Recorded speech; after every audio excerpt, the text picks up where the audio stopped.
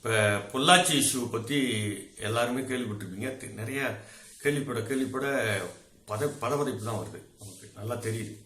இதில் எவ்வளவு தூரம் உண்மைகள் வந்து இன்னும் மறைக்கப்பட்டுக்கிட்டே இருக்குங்கிறதும் காவல்துறை மறைக்குது, அரசாங்கம் மறைக்குது அப்படிங்கிறது இதுக்குள்ள அவங்க வந்து பூசி முழுகிறதுலேயே நிறைய தெரியுது.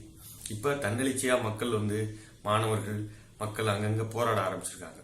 இது வந்து ஒரு உண்மையான விசாரணைக்கு உட்படுத்தப்பட்டு இது ஒரு பெரிய நெட்வொர்க் இருக்குங்கிறது வந்து எல்லாருக்கும் பேச ஆரம்பிச்சிருக்காங்க, தெரிய ஆரம்பிக்குது.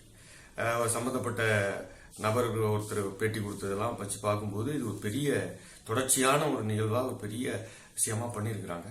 மிக கொடூரமான அந்த கதறல்கள் வந்து இன்னைக்கு தமிழ்நாட்டையே உலுக்கிட்டு இருக்கு. இதுக்கு எதிரான போராட்டங்கள் அங்கங்கே நடந்தா கூட இன்னைக்கு பொள்ளாச்சியில 4 மணிக்கு மனித சங்கிலியை நடத்துறதாக பல அமைப்புகள் எல்லாம் போயிட்டு இருக்காங்க, திரண்டு நடத்துறாங்க. முடிந்தவர்கள் பொள்ளாச்சி அருகில் இருக்கவங்க அங்கே போய் கலந்துக்கலாம். இல்லையா சென்னையில இன்னைக்கு அதுவும் காவல்துறை மெரினாங்கிறதுனால மறுத்திருக்குது. அது சேப்பாக்கம் விருந்தினர் மாளிகையிலேருந்து அந்த மனித சங்கிலி போராட்டம் நடக்குது. எல்லா அமைப்புகளும் சேர்ந்து நடத்துறாங்க. அது இல்லாம ஆங்காங்கே மாவட்டங்கள்ல இந்த மாதிரியான விஷயங்கள் நடக்குது. வாய்ப்புள்ளவர்கள் இந்த கொடூரத்துக்கு எதிரான மனக்குமுறலை நாம இது வந்து ஒரு தொடர்ச்சியான விசாரணை, ஒரு நீதிமன்றத்தின் மேற்பார்வையில் நடக்கிற விசாரணை வேணும் அப்படிங்கிறது. ஏன்னா இப்ப சிபிசிஐடி ஒப்படைச்சிட்டு அப்புறம் சிபிஐ மாத்திருக்காங்க. எல்லாமே வந்து எப்படி அரசின் பல விசாரணைகள்ல அரசின் கைப்பாவையா எப்படி இருக்குங்கிறது நமக்கு கண்கூட தெரிஞ்சது.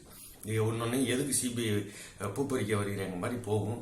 சிபிஐ ரைடெல்லாம் அது போறது விசாரணைங்கிறது இப்படிலாம் வந்து எப்படி அது நம்பகத்தன்மை வந்து இன்னும் கேள்விக்குறியாகவே இருக்கு. பல விசாரணைகள்ல பல வழக்குகள்ல நமக்கு தெரிஞ்சதுதான்.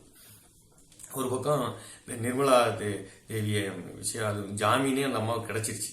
ஆனா அந்த அம்மா வெளியில வந்துட்டாங்க. அந்த வக்கீல் சொல்றாரு வந்தா உண்மையை சொல்லிடுவாங்க அப்படின்னு விடாம வச்சிருக்காங்க. யார் சொல்றதுன்னு கேட்டா யாரு சொல்றதுன்னு ரொம்ப பெரியவங்க சொல்றாங்கிற மாதிரி இந்த மாதிரி தொடர்ச்சியான இதெல்லாம் பெரிய நெட்வொர்க்குகளா நடந்திருக்குது. குற்றங்கள் வந்து ஒரு சிறிய ஒரு குற்றம் அப்படி நடந்ததுக்கு நம்ம கொந்தளிப்போம், ஏதோ ஒரு பெண் பாதிக்கப்பட்டிருக்கு. ஆனா இது தொடர்ச்சியான பிளான் பண்ணி இது வக்கரத்தினுடைய உச்சம். இது மிருகங்களா அலைஞ்சிருக்கிறாங்க. அதை வச்சு பேரம் பேசுறது, அதுல தொடர்புடையவர்கள் நிறைய பேர் சிக்குவாங்கிறதா பேச்சு அடிபடுது. இதற்கு எதிரான போராட்டத்தை இன்று மாலை நாம எல்லாம் வாய்ப்புள்ள இடங்கள் கலந்துக்குங்க.